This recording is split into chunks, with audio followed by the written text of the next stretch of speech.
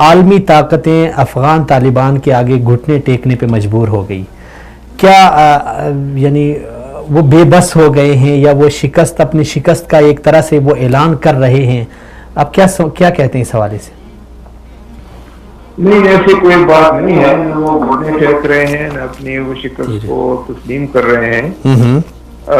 इसमें power politics एक बड़ा फैक्टर है जी। चीन इस सारे खत्ते में अब बहुत ज्यादा अहमियत हासिल कर रहा है, सी पैक की वजह से, वन बेल्ट वन रोड की वजह से जी। और उनका इम्प्रिंट न सिर्फ इस इलाके में बल्कि लैटिन अमेरिका और अफ्रीका और सारे मुल्कों में, सारी दुनिया में फैल रहा है। तो अमेरिका इससे खौफ है कि ऐसा न हो कि चीन की बालादस्ती यहाँ पे कायम हो जाए। हालांकि वो समझते हैं कि काम तो उन्होंने किया, कुर्बानी उन्होंने दी, इतने डॉलर गंवाए।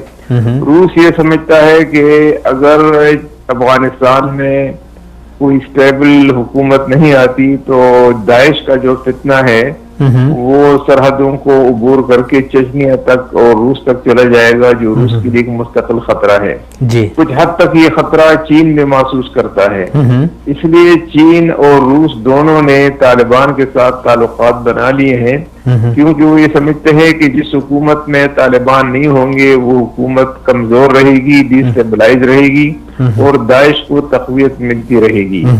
अमेरिका ये समझता है कि जंग तो उन्होंने 16-17 साल की, लेकिन उसका कोई नतीजा नहीं आया जी।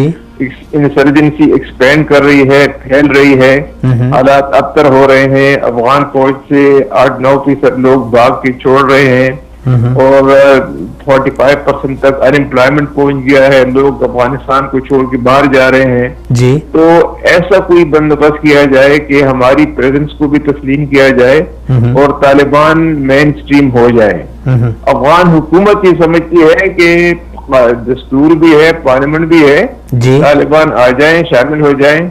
ये अगर ऐसे होना होता तो ये तो 10-15 साल पहले हो जाता।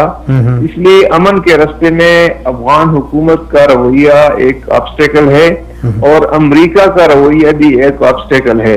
लेकिन अब ज़ल्मे खलीलजाद को वहां पे अपॉइंट करने के बाद लगता ऐसे है कि अमेरिका अपनी पॉलिसी में कुछ फ्लेक्सिबिलिटी दिखा रहा है, कुछ नरमी दिखा रहा है।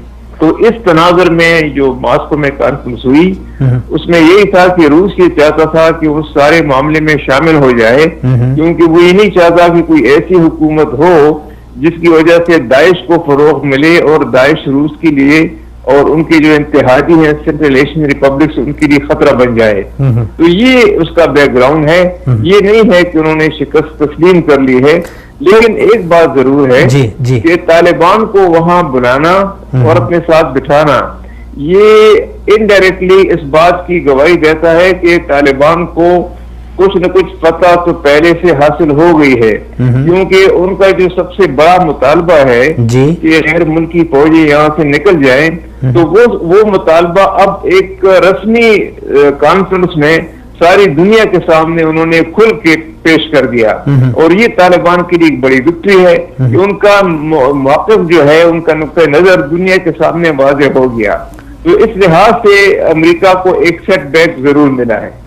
अच्छा सर, पाकिस्तान का किरदार इसमें पूरे सिनेरियो में हम फरामोश नहीं कर सकते, तो पाकिस्तान के मफाद में क्या है? अमेरिका का यहाँ पे रहना, उसका चले जाना, मुज़ाकरात का कामयाब होना, या क्या, यानी आप क्या कहते हैं इस हवाले से? पाकिस्तान का किरदार इसमें मायूस कुन रहा है। पाकिस्तान के पास न कोई विजन है, न कोई रोड मैप है, न कोई फार्मूला है। हालांकि पाकिस्तान के पास ये सारी चीजें होनी चाहिए, क्योंकि अमन के हवाले से अफगानिस्तान के बाद अफगानिस्तान के अमन से जितना फायदा पाकिस्तान को पहुंचेगा किसी और मुल्क को नहीं पहुंचेगा, और अदम इस्तेहकाम की वजह से जितना नुकसान पाकिस्तान को पहुंचेगा किसी और मुल्क को नहीं पहुंचेगा। लेकिन पाकिस्तान जो वहाँ के ग्राउंड रियलिटीज हैं, जो ऑब्जेक्टिव रियलिटीज हैं, उनको अभी तक वो समझने की कोशिश नहीं कर रहा। वो यही समझते हैं कि बस काबुल हुकूमत से हमारे ताल्लुकात ठीक हो जाए तो सब कुछ ठीक हो जाएगा। असल में ताल्लुकात काबुल हुकूमत और इस्लामाबाद की हुकूमतों के दरमियान नहीं, असल बात तो वहाँ इंसर्जेंसी को रोकना है, इंसर्जेंसी को खत्म करना है, कॉन्फ्लिक्ट को खत्म करना है, जंग को खत्म करना है। और उसके लिए बुनियादी चीज ये है कि जो फॉरेन फोर्सेज की मौजूदगी है उसको एड्रेस किया जाए, कि उसको कैसे रिजॉल्व किया जाए। यही शक है जो पाकिस्तान समझने की कोशिश नहीं कर रहा।